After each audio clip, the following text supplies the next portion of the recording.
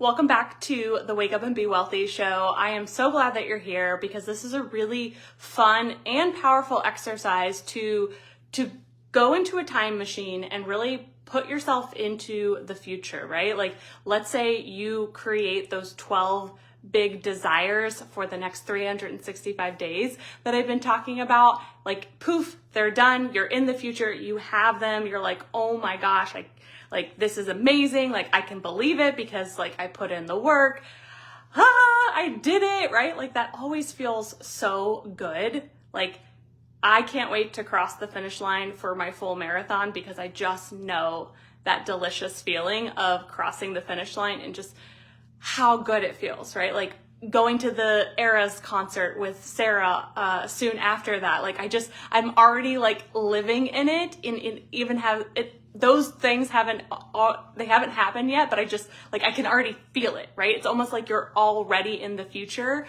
Like, I felt that with growing both of my kids in my tummy, and I'm like, oh my gosh, the minute I can just like hold them on my chest, and I just can't wait. Like, that anticipation of that future moment is amazing. Even when you go on vacation, you're like, oh my gosh, I just can't wait to like hear the ocean and like have a cocktail in my hand, right? Like, whatever it may be, you know what I'm talking about. So I want you to like transport yourself into the future, and you have all of those things that you wrote down that you really, really are currently desiring, and like you already have them, okay?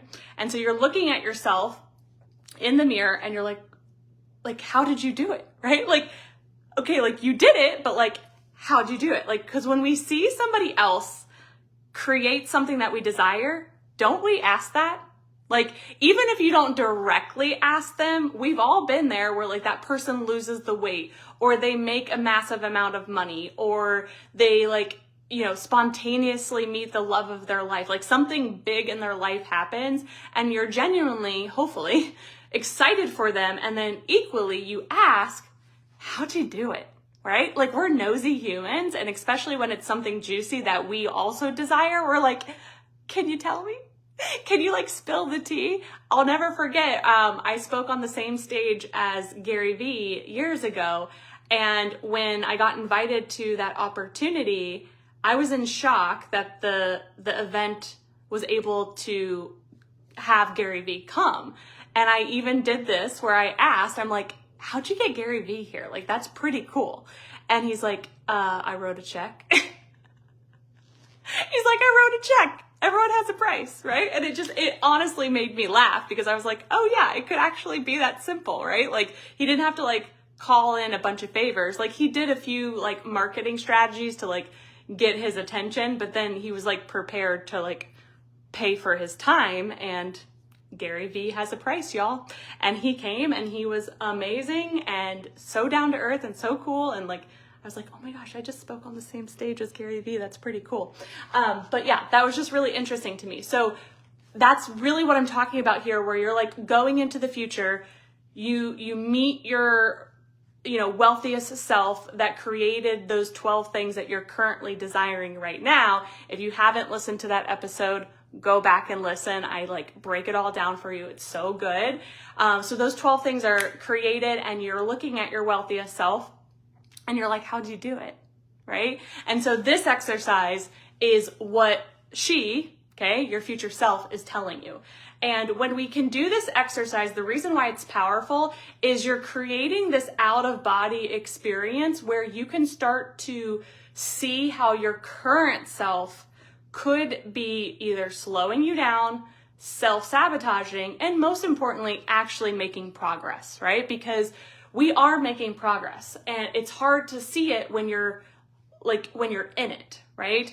But the goal here is that we also identify where you could be slowing yourself down, where you could be self-sabotaging, and when we can pull that away faster, wouldn't you know it, that weight that comes off helps you go faster. So with that being said, I want to give a shout out to our podcast sponsor of the day, which is Renee. Doesn't that just even sound good? She is here to support you with all of your bookkeeping needs, which it is never too early to get those books in order, especially with tax season, so you can just be on top of your game. So please, please, please reach out to Renee.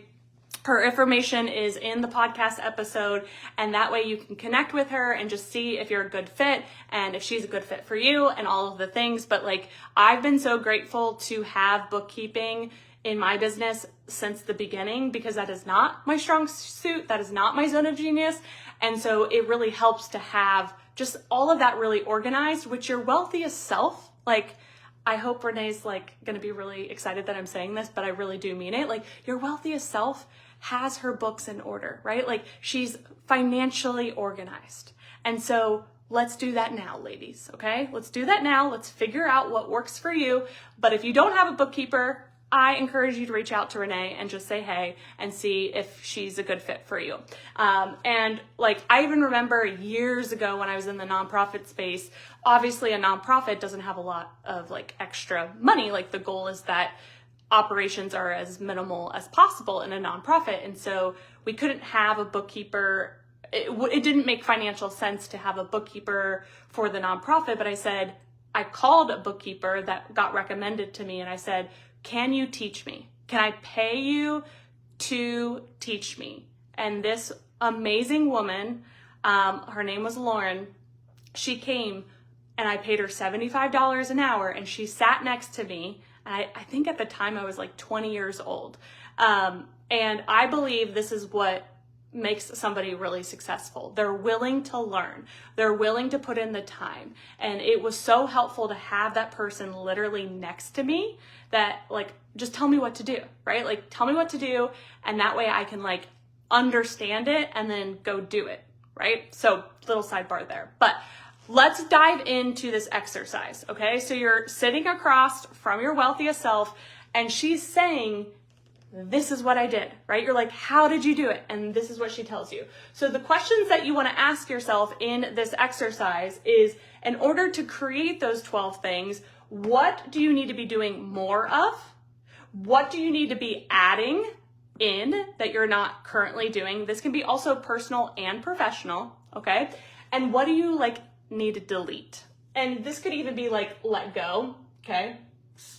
But we all know that there are things that we need to delete, we need to let go, maybe even delay, okay? I don't want you to think that you have to like abandon something or someone forever. So it may even be like a delay or a pause, but your energy is going in so many different directions, and it can slow you down, right? Like, we want to harness that energy, harness that focus, so you can actually create the 12 things that you desire and so much more. And the cool part about this framework is then you just rinse and repeat over and over and over again. Now, logically, we know that we desire those 12 things, right? We wouldn't put them on a piece of paper if we didn't desire them.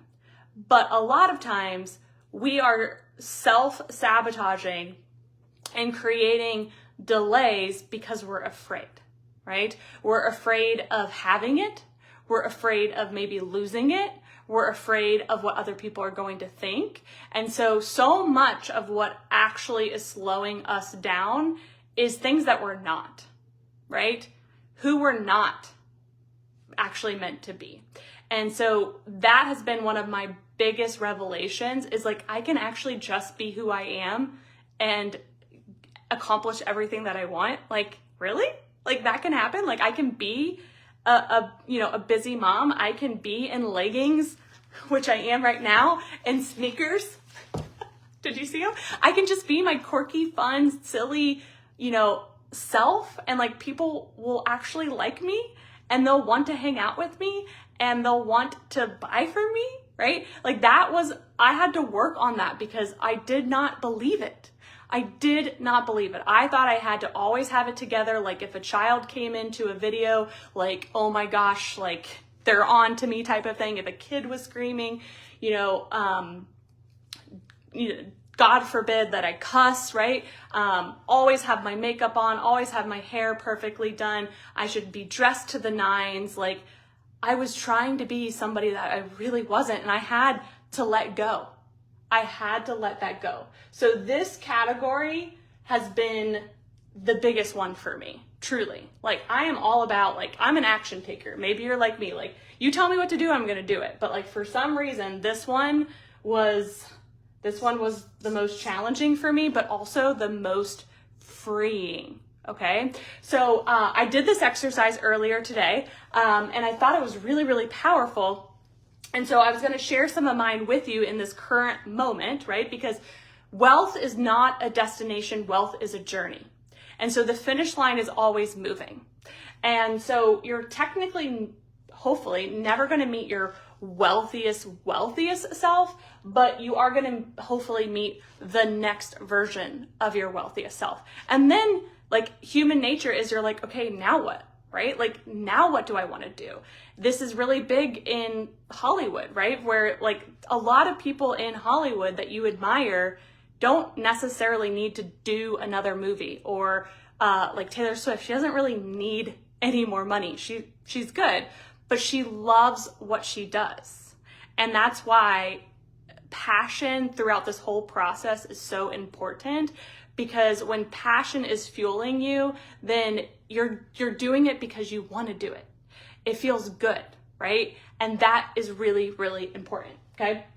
So the more category is really, like, a lot of it, well, adding in, and, like, I think I said keeping too. So, like, things that you're already doing that are working, right? But then we may want to add more into it. So those can all be clumped in, because they're either you're doing them and we're going to keep doing them, or we want to do them more. So you could even just, like, write a little bit like, ooh, do this one more. Okay. So I'm very, very consistent with my 10K steps. I always welcome more, but, like, the energetic minimum is 10K steps. I take my daily green shot every day. Okay. So greens, I take my ADHD meds. Okay. So these are, like, my habits that are really, really helping. We're doing daily deals and giveaways. Okay. So daily deals and giveaways. So these are mine. Okay. I do live video very consistently. Okay. We have dedicated family time very consistently. I am going to put a star next to that, because I can never get enough. I am happiest at home, truly. Like, I just love being home. And then let's see what else here. Those are, like, the big ones so far. We can always go back. So the big one for me to add, I am craving consistent kid-free time where I can just, like, plow through a bunch of tasks and not get interrupted. That by far is probably one of my biggest hurdles right now, because I can break things up during the day, but I'm finding from an energetic standpoint, it, like, drains my energy. My brain feels like scrambled eggs because I have to stop and start. And that is by design. I decided to come home. I knew what I was getting myself into, right? Like, I closed down my office. We pulled Boone out of daycare. Like, I knew what I was getting myself into, but I've been craving just, like, a chunk of time. I don't need a lot of time. Like, my business is very streamlined. I have support, but there are still things that only I can do. And what would feel incredible to me is just to have that, like, 2-hour block where I can just, like, run. I have that a lot of times for clients, but, like, this is more for me. So I've already been thinking about that and strategizing about that. So, like, time windows to work on my business, kid-free. And they're consistent too. That's the kicker. Time windows to work on the business consistently. Okay. Oops. One thing that I've recently let go of that has been so liberating is being at peace if someone is not down with how I am doing things in my business. I still had like a little bit of remnants in that, but like I've taken a bold stance on like, this is how we're doing the Fearless Challenge. This is how Wealthy Year is going to go. You know, if you're paying us on a payment plan, like these are the expectations. And if a payment is missed, there's a late fee. Like we've been really stepping up our game on some energetic boundaries that I've kind of been a little loosey-goosey on out of fear of somebody judging me for them. But like, to be in my energetic bubble is a gift, just as much as it is to be in yours. And your energy is worth millions and millions and millions of dollars. I believe that to my core. And so when we have that loosey-goosey energy, it starts to drain that energy. And like, if you had like if I had a big bucket of cash and I started flushing it down the toilet and like it was millions of dollars, you'd be like, no, what are you doing? Like, don't do that, Nellie, right? And that was like your money. You'd be like, no. And so we get to protect our energy so much more than maybe we're doing right now. And so that has been a big one for me as of just even a few weeks. It's like, there gets to be more firmness and love, but firmness, right? Like there's a new sheriff in town and like we're going places and like we get to rise together.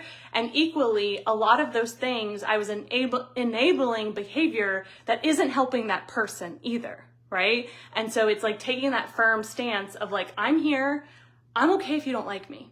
Like truly, whether you're working with me or not, I'm not here to be liked. Like my husband likes me, for the most part, my kids like me. That's all that I need, right? Like it's a bonus if you like me. I am here to change lives. And so I was really still struggling with, you know, the goal of being liked versus the goal of being respected. And so you've got to pick. Like you've got to pick which one is the dominant goal. Do you want to be respected or do you want to be liked? And it's very, very important, whether it's in business or in your personal life. If you heard the story that happened the other day at Walmart, you know, a man was driving and I accidentally went down the wrong lane in the parking lot. I pulled over so he could go through and he decided to roll his window down to scold me. And so I rolled mine down, but I spoke up for myself. So it's like, again, like firm energetic boundaries are key. He kept insisting for me to go over, but I was out of the way, right? It made no sense. And so I said, I will move and go into the other lane when I want to. Have a great day. I was out of his way.